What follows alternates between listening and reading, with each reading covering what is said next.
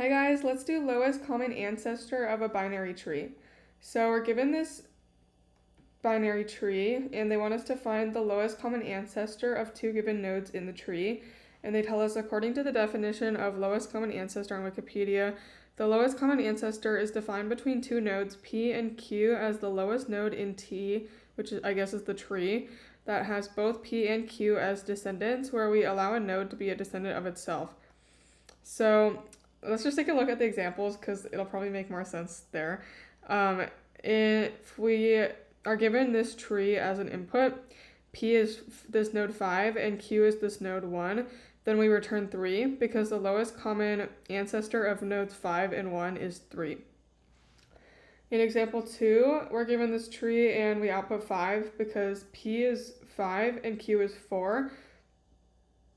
So the lowest common ancestor of nodes 5 and 4 is 5, since I guess a node can be a descendant of itself, which is kind of weird, but whatever.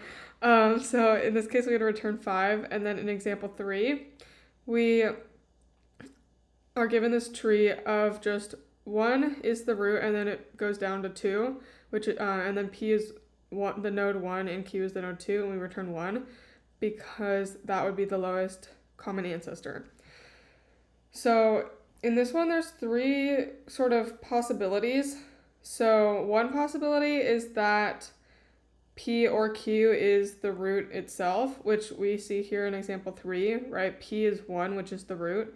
And so if that's the case, then we just return the root because the root is going to be the lowest common ancestor no matter where the other node is in the tree. Like, to make it more clear, like, because this one, I don't know why they don't give us a visualization, so it's kind of hard to think about it, but, like, let's pretend that we only have, like, this 3 and 5 in our tree, right? And then honestly, any of these, like, it doesn't matter. We could even have this whole tree, but, like, let's just say P is 3, and then Q is any other node in this tree, like, Q could be 7 or something, then we're still going to return 3, because that would be the lowest common ancestor no matter where Q would be. Q could be any of these nodes, and we would still return 3, because that's the root. So it's got to be the lowest common ancestor. Does that make sense? So that's one possibility. The second possibility is that P and Q are on opposite sides of the tree. So we could see in example 1, P is 5, Q is 1. Then P is in the left subtree and Q is in the right subtree. And so if that's the case, then we still would return the root. Not the root of the entire tree per se, but like the root of these two nodes, if you get what I'm saying. So like if we have like 6 and 2, then we would return 5 because 5 would be like the root of this subtree,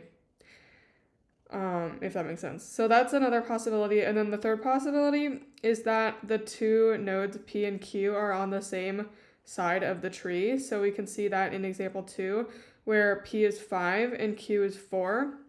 And if that's the case, then you just return whichever of these is higher up in the tree, which would be P in this case, which is 5. So, yeah. So let's go back and think about our base cases. So our base cases where I guess one of them would just be if the root is null. Like, that means we have an empty tree. So if we have an empty tree, then we are just going to return null because there's nothing there. Or we could have P or Q, either one, be the root itself. And in that case, we don't really need to explore anything either. We can just return the root, right? Like in example 3. Because we already know it's going to be the root. So we can just go ahead and return that. So if the root is null, or P is the root, or Q is the root, then we're going to return the root. And this works for root is null because if we return the root, then that's just null. So that's our base case. And then, so if we think about our possibilities again, so we need to explore both the left and right subtree. So we're going to recursively explore those two sides. So we're going to assign a node for the left side where we recursively explore the left side of the tree, and we pass in root.left for that, P and Q. And then we just do the same thing except for the right side of the tree. And in this one, we're going to do like a post-order traversal where we are exploring the left and right subtrees before, like we're processing those before the actual node itself that we're at, because like we don't actually know where P and Q are in the tree, so we need to find them as we're exploring the tree. So in like example 1, we're going to explore the left subtree, find this 5, then pass the 5 back up as P, and then we're going to find the 1 on the right side of the subtree and then pass that back up to the root, because like we're still at the root in post order, right? Like we haven't left here yet. So we're going to pass these back up and then we're going to return the root, if that makes sense. Like if this was the case. If this is the case, example 2, then we're going to explore the left subtree all the way until we find P or Q, either one, because actually like whatever the first one is that we find is the one we're going to return. In this case, if they're on the same side of the subtree, which would be 5, and then we can just pass 5 back up and return 5. So I hope that makes sense so far. But yeah, so this is how we're going to explore both subtrees.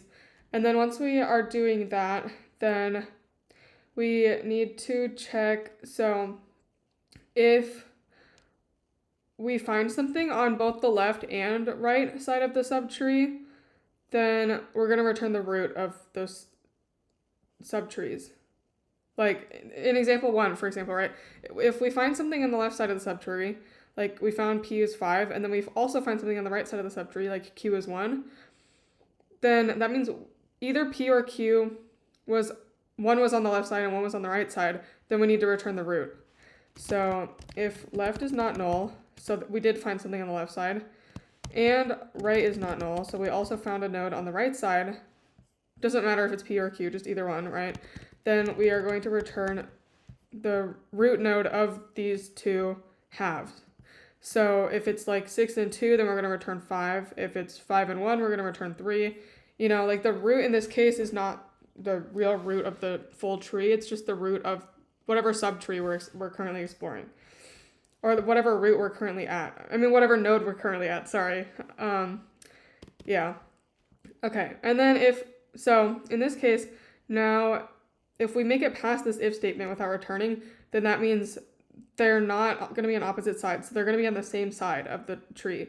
So if we found something on the left side of the subtree, then we're going to return our left node. And same for the right side. So if left is not null, return left. And then otherwise, it must be on the right side of the subtree because it's not the root, because we already checked the root. Then just return right. I hope this made sense. I know this problem is like a little bit more confusing, especially if you're new to DFS, kind of like me. Okay, our time complexity is going to be O of n, where n is the number of nodes in our tree. Because worst case, like if P and Q are at the bottom of the tree, like we're going to explore the entire tree. But I guess technically we're only exploring until we find P and Q, or P or Q if they're on the same side of the subtree. But worst case, it's still going to be like O of n. And then space complexity, for the same reason, is also O of n because we have to add all these nodes that we have visited onto our call stack. So that's it for this problem. Thank you guys for watching. Bye.